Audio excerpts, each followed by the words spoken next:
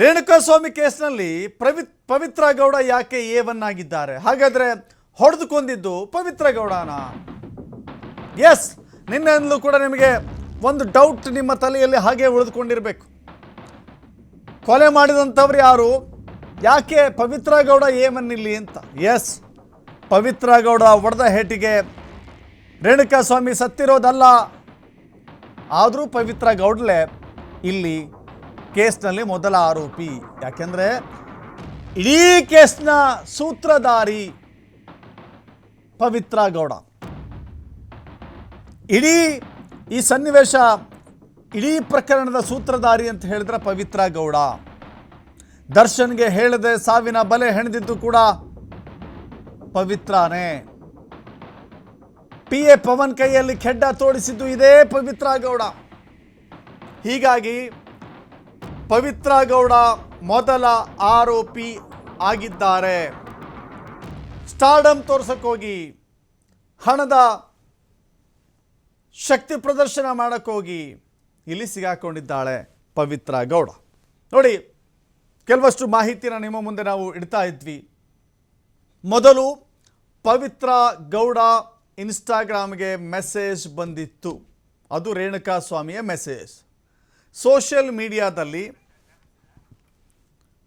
ಮೀಡಿಯಾದಲ್ಲಿ ಅನೇಕರಿಗೆ ಮೆಸೇಜ್ ಮಾಡ್ತಾರೆ, ಕಮೆಂಟ್ ಮಾಡ್ತಾರೆ. ಅದು ಪಾಸಿಟಿವ್ ಆಗಿರಲೇಬೇಕು ಅಂತಿಲ್ಲ. ನಮ್ಮನ್ನು ಯಾವಾಗಲೂ ಜನ ಸಾಮಾಜಿಕ ಜಾಲತಾಣದಲ್ಲಿ ನಮ್ಮನ್ನು ಹೊಗಳ್ತಾ ಇರಬೇಕು ಅಂತ ಏನೂ ಇಲ್ಲ. ಅವರವರು ಅವ್ರಿಗನಿಸಿದ್ದನ್ನು ಬರೀತಾರೆ, ಅವ್ರಿಗನಿಸಿದ್ದನ್ನು ಮಾಡ್ತಾರೆ. ಕೆಲವಷ್ಟು ಜನ ನೆಗೆಟಿವ್ ಕಮೆಂಟ್ ಮಾಡಬೇಕು ಅಂತಲೇ ಕೆಲವರು ಇರ್ತಾರೆ, ಗೊತ್ತಿಲ್ಲ. ಇಲ್ಲಿ ಮೊದಲು ಪವಿತ್ರ ಗೌಡ ಇನ್ಸ್ಟಾಗ್ರಾಮ್ಗೆ ಮೆಸೇಜ್ ಬಂದಿತ್ತು. ಮೆಸೇಜ್ ಕಳಿಸಿದಂಥವರು ರೇಣುಕಾಸ್ವಾಮಿ. ಸೋಷಿಯಲ್ ಮೀಡಿಯಾದಲ್ಲಿ ಪವಿತ್ರ ಜೊತೆ ರೇಣುಕಾಸ್ವಾಮಿ ವಾಕ್ಸಮರ ಮಾಡಿದ್ದಾರೆ. ವಾಕ್ಸಮರ ಜೋರಾಗಿ ಅಶ್ಲೀಲವಾಗಿ ಬೈದಿದ್ರಂತೆ ರೇಣುಕಾಸ್ವಾಮಿ.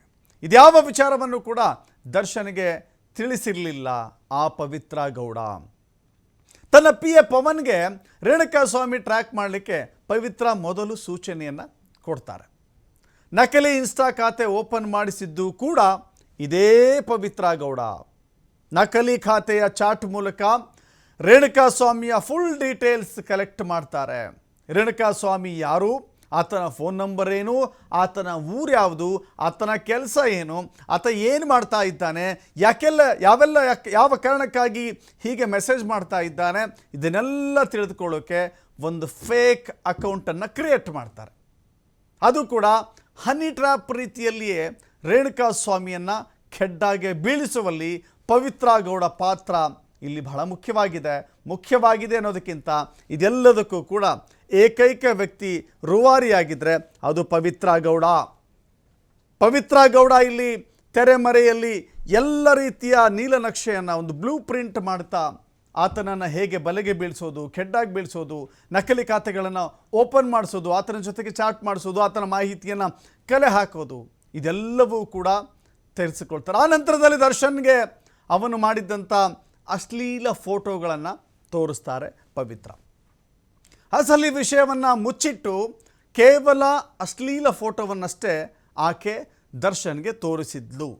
ದರ್ಶನ್ ಫ್ಯಾನ್ಸ್ ಅಸೋಸಿಯೇಷನ್ ರಘುಗೆ ಸುಪಾರಿ ಕೊಟ್ಟಿದ್ರಂತೆ ದರ್ಶನ್. ನಂತರ ರಾಘವೇಂದ್ರ ಜೊತೆ ಲಿಂಕ್ ಬಂತು ಪವಿತ್ರ ಗೌಡಗೆ.